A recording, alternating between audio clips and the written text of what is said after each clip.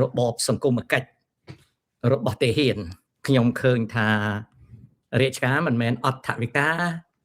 សម្រាប់របបទាហានទេរាជការមិនមែនអត់ថវិកាសម្រាប់ទាហានទេហើយរាជការក៏ប្រហែលជាដឹងរឿងនឹងដែរតែចំនួនតាបាញ់ចំនួនទាបាញ់នៅកាន់តបណាចំនួនផ្កាយមាស5ទាបាញ់នៅកាន់តបចំនួនទាបាញ់នៅកាន់តបកាន់ក្រសួងការពារប្រទេសហ្នឹងហ៊ុនសែនក៏គាត់ដឹងហើយដល់មកចំនួន COVID-19 នេះហ៊ុនម៉ាណែតក៏គាត់ច្បាស់ជាដឹងពេលព្រោះអីបានហ៊ុនម៉ាណែតគាត់ដឹងនៅក្នុងសម័យCOVID វាមានជំទាវភរិយាហ៊ុនម៉ាណែតនោះជំទាវខ្ញុំអត់ចាំទេសុំទោសជំទាវអត់ចាំឈ្មោះមួយស្រីហ្នឹងឯងជាគ្រូពេទ្យស្ម័គ្រចិត្តផងជាស្អីផងហ្នឹងដូច្នេះម៉ាណែតជាមួយនឹងភរិយាហ្នឹងគឺស្រស់ស្រាំធ្វើកិច្ចការនៅក្នុងសម័យ COVID-19 ហ្នឹងពេជ្រមនីបាទពេជ្រមនីអរគុណក្មួយស្រីហ្នឹងក៏ធ្វើការនៅក្នុងសម័យហ្នឹងក៏ធ្វើការក៏ដឹង COVID-19 ក៏ដឹងដល់សម័យថ្ងៃ24ដល់ថ្ងៃ28កក្កដាឆ្នាំ2025ក៏ភរិយាម៉ាណែតចុះទៅជួបសួរសុខទុក្ខយុទ្ធជនត្រូវរបួសអីជាដើមយុទ្ធជនពលីអីជាដើមក៏ដឹងយ៉ាងម៉េចដឹងថាជីវភាពរបស់ទាហាននៅក្នុងកងទ័ពគឺអត់សូវល្អទេចុងក្រោយមកវាយពីថ្ងៃប្រហែលធ្នូហ្នឹងមកចប់ថ្ងៃ27ធ្នូហ្នឹងក៏ហ៊ុនម៉ាណែតនិងភរិយាច្បាស់ជាដឹងហ្មងហើយលោកហ៊ុនសែនហ្នឹងក៏ដឹងដែរមិនមែនមិនដឹងទេដឹងរឿងអីបងប្អូនដឹងរឿងលុយថវិកាក្រសួងការពារជាតិវាចេះតែតកៅស៊ីវាចេះតែកណ្ដុលស៊ីវាចេះតែឆ្មាពំត្រីអាំងដឹងមិនមែនមិនដឹងទេហើយក្រសួងសេដ្ឋកិច្ចហិរញ្ញវត្ថុក៏អាចឆ្វេងយល់ក្នុងសតិអារម្មណ៍ដែរថាលុយមន្ត្រីរាជការលោកតាសែនគាត់អួតពីរឿងកាត់បន្ថយអំពើពុករលួយគាត់អួតពីរឿងកាត់បន្ថយអំពើពុករលួយគាត់អួតពីរឿងឲ្យបានអនុទានសម្រាប់ទាហានសម្រាប់មន្ត្រីរាជការបើកប្រាក់ខែហើយមួយខែបើក2ដងអីទាំងអស់ហ្នឹងគឺលោកហ៊ុនសែនគាត់តែងតែអួតអាងថាជាវិធីមួយដើម្បីកាត់បន្ថយអំពើពុករលួយនៅក្នុងជួរមន្ត្រីរាជការកុំឲ្យគេបើកប្រាក់ខែបានក៏ប៉ុន្តែរឿងប្រាក់ខែទាហានណានៅមានរហូតដល់សប្តាហ៍ថ្ងៃគឺការបើកប្រាក់ខែតាមធនាគារបានអនុទានដូចជាអត់ទាន់មានទេណាអានឹងមួយទៀតនៅពេលថ្មីនេះមានការអត្ថាធិប្បាយអំពីបានបេឡាជាតិរបបសន្តិសុខសង្គមបសសមានកងទ័ពជាទាហានចង់បានបសសរឿងនេះហ៊ុនម៉ាណែតក៏ច្បាស់ជាដឹងពេញតាមទ្រូងហ៊ុនសែនគាត់ដឹងតាំងពីយូរហ៊ុនសែនគាត់ដឹងថាតាបាញ់នឹងសញ្ញេឲ្យគេឡើងផ្កាយយ៉ាងម៉េចអីយ៉ាងម៉េចណារឿងផ្កាយប្រងព្រាតរឿងអតិផារណានៅក្នុងកងទ័ពផ្កាយរឿងអតិផារណានៅក្នុងក្រសួងមហាផ្ទៃផ្កាយគឺតាសែនគាត់ដឹងតាំងពីជំនាន់អាណត្តិគាត់ទី1ទី2ទី3ទី4ទី5ទី1ដល់មកចូលទី7នេះម៉ាណែតក៏ដឹងម៉ាណែតកាលនៅធ្វើកងទ័ពជើងគោកក៏ដឹងគឺមិនមែនមិនដឹងទេដឹងហើយអាជំងឺអតិផារណាផ្កាយនេះគឺលោកហ៊ុនសែនគាត់ដោះស្រាយមិនដែលបានជោគជ័យទេពេលព្រោះបាននិយាយពីកងទ័ពវិញតាបាញ់គាត់សញ្ញេឲ្យគេឡើងផ្កាយតាបាញ់គាត់តម្លើងផ្កាយឲ្យគេព្រាតណាព្រាតផ្កាយព្រាតហើយគេហាមមិនស្ដាប់ទេណាហ៊ុនសែនធ្វើម៉េចក៏ហាមស្ដាប់ហ៊ុនម៉ាណែតមិនចង់ឡើងផ្កាយទេមិនចង់ឡើងផ្កាយ4ទេក៏មិនដឹងធ្វើម៉េចមិនឡើងឲ្យទៅគេឡើងមានអាផ្កាយដាក់កប៉ៅផ្កាយអីគេឡើងអស់ហើយអាអ្នកមិនបានឡើងក៏មិនបានឡើងអាអ្នកអត្តលេខ3ខ្ទង់2ខ្ទង់ក៏មិនបានឡើងអាអ្នកបាត់អត្តលេខ5 7ខ្ទង់វាឡើងទៅអញ្ចឹងសរុបមកជីវភាពរបស់ទាហានគឺលំបាកណាស់នៅក្នុងជួរទាហានអ្នកណាក៏ដឹងដែរថាជីវភាពកូនទាហានពិបាកជីវភាពកូនទាហាននេទាហានរងនេទាហានហើយនឹង លើកលែងតែហ៊ានសាក់ដាក់កប៉ៅលើកលែងតែមានបញ្ជាការធំណាសុំបីតែបញ្ជាការភូមិភាគហ្នឹងក៏មិនសូវស្រួលអីប្រហែលដែរបញ្ជាការភូមិភាគខ្លះអាតាហ៊ានអាតលេខច្រើនជាងវារំលងក្បាលក៏មានគណៈបញ្ជាការនៅក្នុងភូមិភាគហ្នឹងក៏វាមានអាក្មេងស្ទាវគេអាងខ្សែនេះខ្សែណែតខ្សែនេះខ្សែនិតអីចឹងគេក៏លក់គេរំលងក្បាលតែដល់ពេលច្បាំងដល់ពេលចាញ់ច្បាំងគ្មានអាចឆ្កែណាចាញ់ច្បាំងទេច្បាំងតែហ៊ានកំសត់ទេណាតែហ៊ានកំសត់អ្នកចាញ់ច្បាំងបញ្ជាការភូមិភាគគាត់កិច្ចមួយក៏ត្រូវចាញ់ច្បាំងតែបើរឿងជ្រែអារឿងអង្គអាត់អារឿងខ្សែណែតអារឿងខ្សែនិតអារឿងខ្សែតសែនគឺកងរហូតអញ្ចឹងបញ្ហាយុទ្ធជនមន្ត្រីឆ្លើយថាយើងចាត់ចែងឲ្យកងទ័ពមានថវិកាមានអីហើយកងទ័ពមានមន្ទីរពេទ្យបងប្អូនមន្ទីរពេទ្យទាហាននៅស្រុកខ្មែរដូចឋាននរកបងប្អូនមិនបាច់ទេខ្ញុំមិនដែលបានទៅស្រុកខ្មែរទេខ្ញុំមើលតែរូបថតទាហានដេកពេទ្យដូចឋាននរកបងប្អូនអាវាយពីថ្ងៃពីខែកក្កដាមន្ទីរពេទ្យថតដូចឋាននរកណាពេលទាហានស្លាប់សាកសពដឹកមកណាអំឡងណាឡានពេទ្យល្អជាងសាកសពឆ្ងាយណាសាកសពវិចកទេលមកក៏មានការមិនឲ្យតម្លៃលើសាកសពបាញ់ខ្ទេចក្បាលរុំទាំងឈាមយកមកឲ្យគ្រួសារក៏មានអត់មានសេចក្តីថ្លៃថ្នូរទេគឺអត់ដែលយកចិត្តទុកដាក់ទេសួរថាណាសួរថា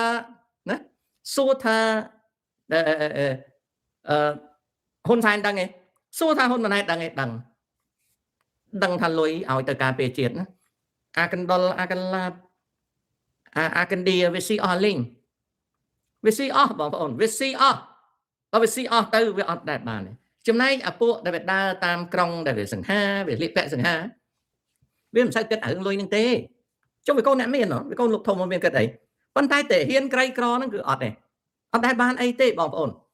ខ្ញុំតាមដានមើលដូចជាតសែនក៏ចេញលុយឲ្យធ្វើផ្ទះសម្រាប់យុទ្ធជនអីយកឈើសង្កកាច់បាក់បងប្អូនអើយផ្ទះឈើលើកលែងតែរនោះទេដែលវាដាក់ឈើល្អបន្តិចដល់ព្រោះដើរទៅវាបាក់អញ្ចឹងផ្ទះណាបងប្អូនកាច់បាក់មិនដឹងវាយកឈើម៉ែជឺជីដូនជីតាវាមកមិនដឹងយ៉ាងឈើអីទេវាយកមកនៅថាមានតែដបូលមួយមិនសូវលេច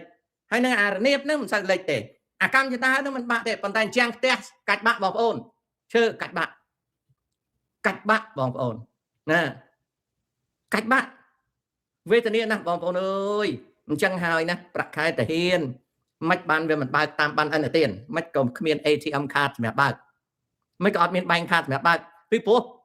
កដុលកឡាតកឌៀវាស៊ីលុយនឹងអស់វាស៊ីលុយខ្មោចវាស៊ីលុយស្អីវាស៊ីរឿងអីតាសែនមិនដឹងរឿងអីម៉ាណែតមិនដឹងចុះមិនបានបដ ாய் ឲ្យអញ្ចឹងពី93មកណា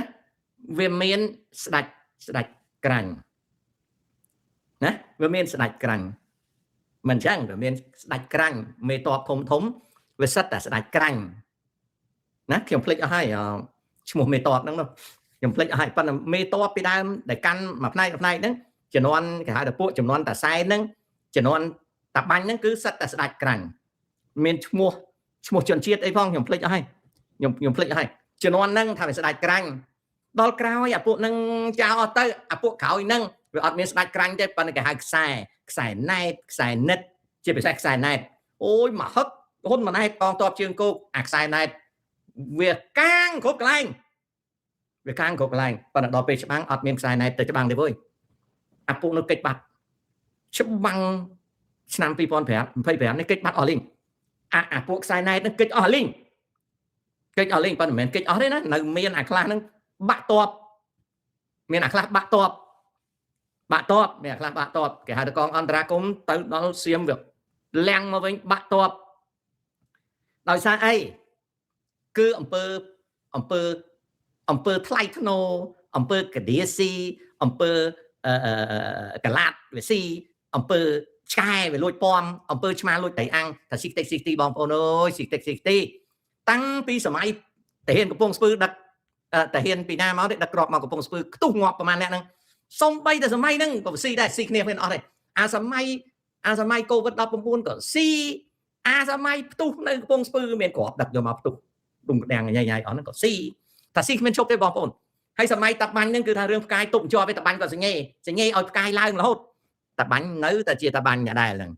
ណាដល់ទេសីហាទៅអាលុយការពារជាតិនឹងវាអត់បានទៅដល់តាហ៊ានសម្រាប់របបសង្គមគិច្ចទេអត់បានទេវាខ្វះខាតរហូតបានជាតាហ៊ាននឹងចង់បើកលុយតាមធនាគារពីព្រោះវាមានបញ្ហាមិនដឹងបញ្ហាអីទេខ្ញុំហៅថាបញ្ហាកណ្ដុរបញ្ហាកណ្ដៀបញ្ហាកឡាតបញ្ហាឆ្មាលួចតៃអាំងគឺវាមានមួយសេរីណាសម័យកូវីដបរិខាពេទ្យអស់រាប់លានបងប្អូនអស់រាប់លានណាអស់រាប់លានអាអ្នកឧបត្ថម្ភបរិខាសម្រាប់ការពារសម័យកូវីដក៏គិតលុយលើអាអ្នករៀបចំបាយឲ្យទេសចរអីចាត់តលៃសួយអីនោះក៏គិតលុយលើអាយកដៃគូជាមួយសន្តាគារដើម្បីចាត់តលៃសួយនោះក៏គិតលុយលើអា rapid test kit ហ្នឹងក៏គិតលុយលើស៊ីចាក់ស៊ីចោលញ៉ៃអស់លេងដល់មកសម័យសង្គ្រាមអាពេទ្យតាហ៊ានដូចឋាននរកចឹងពេទ្យតាហ៊ានដូចឋាននរកចឹងគ្រូពេទ្យមិនមែនគ្រូពេទ្យគ្នាមិនចេះមើលទេប៉ុន្តែវាខ្វះខាតសពគ្រប់ទាំងអស់ខ្វះខាតសពគ្រប់ទាំងអស់អញ្ចឹងហើយបានជាយុទ្ធជននឹងចង់បានបសសហ្នឹងព្រោះនឹកឃើញតែបសសទៅអាចទៅរកអីបានប៉ុន្តែក្រសួងគេថាខាងតាហ៊ានមានពេទ្យខ្លួនឯងណាមានពេទ្យខ្លួនឯងណាបងប្អូនអើយពេទ្យខ្លួនឯងដូចនរកអញ្ចឹងដល់អញ្ចឹងទៅជំងឺឈឺថ្កាត់របស់គ្រួសារយោធិនអីមិនដឹងយ៉ាងណាមិនដឹងគេរៀបយ៉ាងណាហើយមហឹកនេះពេលគេឲ្យស្ដាច់ទៅមើលអីគេយកមកដាក់ប៉ាកែតមេលេហ្នឹងយើងមើលតែកន្លែងប៉ាកែតមេលេហ្នឹងទៅវាមិនមែនប៉ាកែតមេលេទេគឺកន្លែងហ្នឹងគឺយ៉ាប់ប៉ាកែតយ៉ាប់ហើយស្ដាច់នេះទៅធ្វើមុខជូរធ្វើដៃស្ពះអញ្ចឹងទៅធ្វើមុខជូរទៅដូចក្តៀនអញ្ចឹងទៅទៅហើយអាជើងពេនដាក់ស្រោមសបុតអីទិញទួយទៅគ្នាក៏បាក់បៀហេអាចហ្នឹងថាអត់មានយកចិត្តទុកដាក់ទេណាអត់មានយកចិត្តទុកដាក់ទេលោកអើយលោកជីវិតតាហ៊ានខ្មែរវេទនាណាអាសម័យមុនសម័យសីហនុ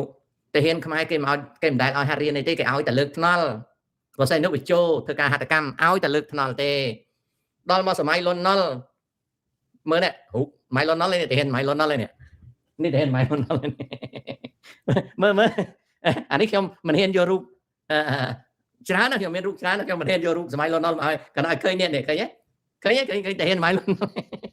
ហើយអញ្ចឹងឲ្យវាយឈ្នះយកកង់អ្វីបងគ្នាអញ្ចឹងគិតមើលណា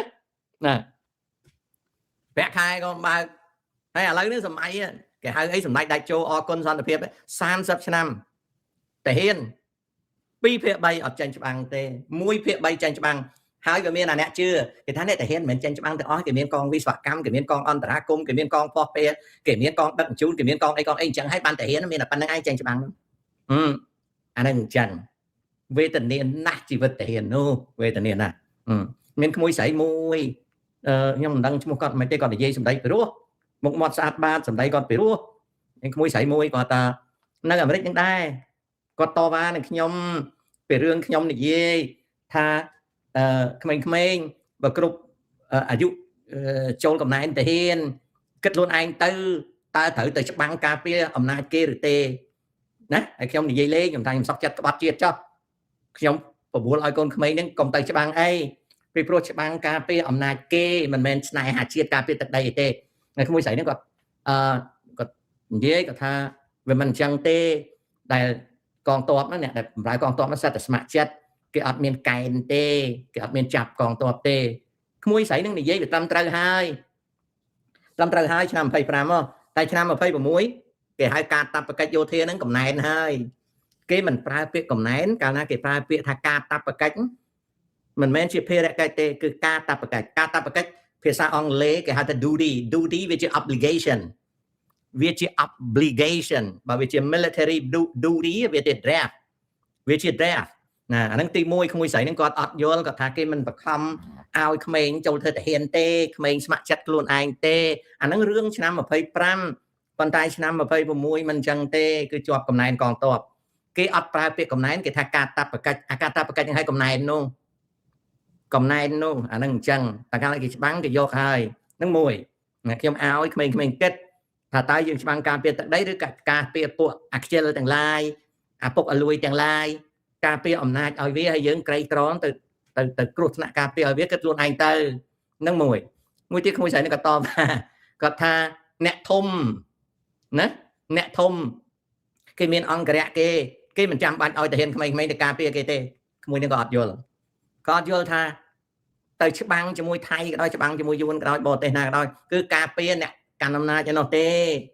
ពួកអ្នកកាន់អំណាចហ្នឹងគាត់បង្កើតរឿងអាហ្នឹងរឿងមួយគ្រាន់តែឲ្យគិតទេដែលនិយាយហ្នឹងនោះក្មួយស្រីគាត់នៅអាមេរិកគាត់ថានៅអាមេរិកគាត់អត់មាន draft ទេគាត់អត់ដឹងច្បាប់គាត់អត់ដឹងច្បាប់គាត់នៅអាមេរិកមែនប៉ុន្តែគាត់អត់ដឹងច្បាប់ខ្ញុំមិនបន្ទោសគាត់ទេព្រោះគាត់មនុស្សស្រីគាត់អត់ដឹងពីច្បាប់មួយនៅស្រុកអាមេរិកគេហៅ selected service system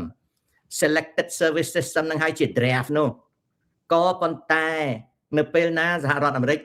not having a larger war ដូចជាវៀតណាម war អីជាដើម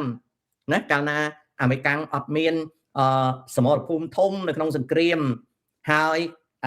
ការស្ម័គ្រចិត្តចូលកងទ័ពហ្នឹងវាគ្រប់គ្រាន់គេមិនចាំបាច់ enforce draft ទេគឺគេជ្រើសរើសយកទាហានតាមរយៈ selected service system ក្មួយស្រីនឹងគាត់អត់ស្គាល់អាច្បាប់ហ្នឹងទេគាត់នៅអាមេរិកមែនគាត់អត់ស្គាល់ណាមិនបន្ទោសគាត់ទេគាត់ស្រីគឺក្មេងប្រុសនៅស្រុកអាមេរិកអាយុ18ដល់26ត្រូវចោះឈ្មោះចូលក្នុងកំណែនកងទ័ពមិនមែនអត់កំណែនទេមានកំណែនប៉ុន្តែក្មួយមិនដឹងណាអាហ្នឹងភាសាអង់គ្លេសគេហៅ selected service system នៅពេលដែលសហរដ្ឋអាមេរិកអត់មានសង្គ្រាមសមរភូមិធំហើយលំហូរមនុស្សស្ម័គ្រចិត្តធ្វើទាហាននឹងគ្រប់គ្រាន់គេមិនចាំបាច់កោះហៅយើងទេពាក្យថាមិនចាំបាច់កោះហៅនោះគឺមិនមែនមិនហៅទេហៅខ្លះតែមិនហៅច្រើនហៅដើម្បីបំពេញគេហៅ turnover number សម្រាប់កងទ័ពអីគេហៅអញ្ចឹងបើសិនជាសហរដ្ឋអាមេរិកហ្នឹងមានសង្គ្រាមធំដូចជាសង្គ្រាមវៀតណាមអីចឹងគេ draft ហើយគេហៅចូលកងទ័ពភ្លាមហ្នឹងហើយអញ្ចឹងហើយបាន Bill Clinton អីរត់កិច្ចអត់ធ្វើទាហានអីនៅចូលរៀនអីចឹងណាយក exemption អីជាប់បុះអាកូននឹងអីទៅធ្វើការងារអីដើម្បីកិច្ចរួមទាំងអាតាត្រមនេះដែរក៏ចេះតែកិច្ចទៅពួកគេមានលុយគេកិច្ចហ្នឹងមិនមែនមានន័យថាមិនធ្វើទាហានទេធ្វើប៉ុន្តែមិនទៅច្បាំងនៅវៀតណាមទេកិច្ចបានខ្លះសូម្បីតែកិច្ចបានខ្លះមែនក៏គេរិះគន់ដែរគេរិះគន់ណាកូនជាប់បុះកូនអីហ្នឹងកិច្ចមិនទៅច្បាំងហ្នឹងក៏គេរិះគន់សម្បើមណាពីព្រោះអ្វីពីព្រោះគេចង់ឲ្យមានសមភាពក្នុងការពារប្រទេសក្នុងការធ្វើទាហានបំពេញកាតព្វកិច្ចអញ្ចឹងហើយអ្វីដែលខ្ញុំឲ្យក្មេងគិតថាគិតទៅយើងទៅស្លាប់ដើម្បីការពារអំណាចគេឬក៏យើងគួរណាស់តែនៅរស់ខ្ញុំឲ្យអ្នកធំលើហ្នឹងឲ្យហ៊ុនសែនជាពិសេសតម្រង់ឲ្យហ៊ុនសែនឲ្យដឹងផងថាទាហាន2ភាគ3អត់ចាញ់ច្បាំងទេណារីឯទាហានចូលសាលាហាត់មួយខែ10ថ្ងៃក៏ឲ្យចាញ់ច្បាំងហើយឲ្យគ្នាស៊ីអំបុកទៀតណាគឺជីវិតទាហានវេទនាណាលោកហ៊ុនសែនក៏ដឹងណាក្រសួងការពារជាតិហ្នឹងវាបាត់លុយអស់លុយហ្នឹងអត់បាត់ទេវារត់ចូលកប៉ៅវាមិនបានរត់ចូលកប៉ៅមនុស្សធម្មតាទៀងត្រង់យុទ្ធជនទេវាចូលកប៉ៅអ្នកដតីចូលខ្ទេចចូលខ្ទីហើយអាពេទ្យទាហានហ្នឹងដូចឋាននរកអញ្ចឹងចំណែកឯគ្នាចង់បានបសសហ្នឹងព្រោះគ្នាអាចទៅមើលព្យាបាលជំងឺអីបានហើយបើសិនលោកហ៊ុនសែនចង់ឲ្យទាហានហ្នឹងការពារអំណាចគាត់ក៏គួរណាស់ឈប់និយាយទៅអារឿងឲ្យបុកស៊ីហ្នឹងនោះឈប់ទៅលោកអើយរនំរនែកចំណៃចំណុកផងទៅដូចទាហាន8 10នាក់អញ្ចឹងណាមកដល់ហ្នឹងយកលុយវាយក្បាលគ្នាយកលុយក្បាលគ្នា8 10នាក់មកណាយកលុយវាយក្បាលគ្នាឲ្យយាយអនហ្នឹងទៅកាន់30បត់ឈរនៅបោះណាគេចោះមកឲ្យមួយគេចាំឲ្យមួយឲ្យយាយអនទៅមុនសិនយាយអនទៅមុនយាយអនឲ្យ30បត់មួយយាយអនឲ្យមួយយកលុយវាយក្បាលគេបងសែនបងឯងស្ដាប់មើលបងឯងយកលុយវាយក្បាលគេអញ្ចឹងបងឯងចុះបើសិនគេយកលុយវាយក្បាលបងឯងចេះឈឺហ៎គ្នាជាប់គុក155ថ្ងៃណាមកវិញយកលុយវាយក្បាលមួយវាយក្បាលមួយវាយមួយអញ្ចឹងដែរឲ្យពេលផែងវណ្ណៈ selfie មួយអញ្ចឹងដែរដល់ហើយទៅធ្វើមកសួរសុកតុកឲ្យដើម្បីចង់បោកខួរក្បាលគ្នានឹងឲ្យស្ដាច់ទៅឲ្យមួយសបត់ទៀតទៅយកលុយវាយតែក្បាលគ្នាអញ្ចឹងមិនអាណិតគ្នាទេអីអាណិតគ្នាផងទៅណាបងឯងគិតឃើញនៅជីវិតគ្នាហ្នឹងកុំខ្វល់ទេយកតែលុយវាយក្បាលទៅមន្ត្រី CPP ខ្លះនិយាយអញ្ចឹងនិយាយថាពួកអាប្រឆាំងវាប្រឆាំងតែអញ្ចឹងឲ្យតែតំណែងវាទៅបានហើយខ្ញុំមិនមែនប្រឆាំងទេបងឯងឲ្យតំណែងខ្ញុំឲ្យ10ដងខ្ញុំមិនយកផងដូចស្រួលពេកហើយមើលងាយគេពេកសេចក្តីថ្លៃថ្នូររបស់មនុស្សយើងជាមនុស្សយើងកើតពីពោះម៉ែយើងមកយើងមើលងាយគេអញ្ចឹងយើងយកលុយវាយក្បាលគេអញ្ចឹងធ្វើម៉េចទៅយើងយកលុយវាយក្បាលគេអញ្ចឹងគេខ្មែរដែរគេរស់នៅក្នុងស្រុកគេកើតពីពោះម៉ែគេមកយើងគោរពគេខ្លះផងទៅណាមនុស្សយើងមិនមែនចាំតែយកលុយវាយក្បាលទេឲ្យសេចក្តីថ្លៃថ្នូរគ្នាខ្លះផងទៅគ្នាជាទាហានណា រឿងវេទនាក្នុងកងទ័ពរឿងអត់លុយចាយក្នុងក្រសួងការពារជាតិមិនមែនអត់ថវិកាឯណាថវិកាវាបាត់ណាអូយអូនដាក់តែ15000ទេចុយម៉ាយ15000ណាច្បាស់មែនខ្ញុំឃើញតែហុចឲ្យខ្ញុំស្មានយ៉ាងតិចមក500000នេះដែរយីអូនឲ្យលុយតិចពេកយីអូនកាលណាឃើញតែគង់ស្រីអីទៅដែរអីណាហើយហ៊ុនម៉ាណីហ៊ុនម៉ាណិតជាមួយហ៊ុនម៉ាណីអីទៅដែរឲ្យនេះតិចមែនណាឥឡូវភ្លេចគ្នាបាត់ហើយឃើញទេភ្លេចគ្នាបាត់ហើយយកលុយវាយក្បាលគ្នាផោណាបាត់អស់លេងអាណិតគ្នាផងទៅលោកអើយគេចាប់គ្នា155ថ្ងៃគេចាប់គ្នា155ថ្ងៃអាណិតគ្នាផងទៅណាអាណិតគ្នាផងទៅអើយអត់ឲ្យលុយគ្នាចាយទេកាក់ក្បាត់ក្រហមកំដឹងទៅណាហើយអាប្រកាសមួយដែលដាក់លុយលើតុនោះក៏វាអត់លុយអាប្រកាសអីអាប្រកាសនេះឈ្មោះអីណាអុកញ៉ាលេងអាគេកវត្តទៅណាឈ្មោះវាណាអុកញ៉ាអាលេងគេកវត្តទៅណាឬក៏អុកញ៉ាអាប្រកាសគេកវត្តទៅណានៅតែសែនឃើញនៅតែឲ្យបោកភូតលក់តែផ្ទះខ្យល់ឲ្យគេបោកភូតលក់តែផ្ទះខ្យល់ឲ្យគេដល់ទៅចាប់ស្រីលក់លេចាប់នេះទៅដាក់គុកទៅមិនទាន់ឲ្យចាញ់ទេឡោះរីយ៉ាថាធ្វើតែបាបគ្នាលោកហើយលោកមិនអាណិតគ្នាផងណាអញ្ចឹងបានថាហ្នឹងហើយគេយកទៅដាក់គុក155ថ្ងៃឲ្យបត់នេះមួយយកលុយឲ្យក្បាលអើយលោកហើយលោកជីវិតមនុស្សហើយខ្ញុំនិយាយនេះអត់មានស្អប់ទេប៉ុន្តែសុំដាច់ហ៊ុនសែនកែទៅលោកអើយលោករឿងថវិកាក្រសួងការពារជាតិណារាជការនាយករដ្ឋមន្ត្រីហ៊ុនម៉ាណែតនិងលោកហ៊ុនសែនដឹងថាលុយហ្នឹងវាអត់ទៅដល់នេះអត់ទៅដល់នេះវេទនាណា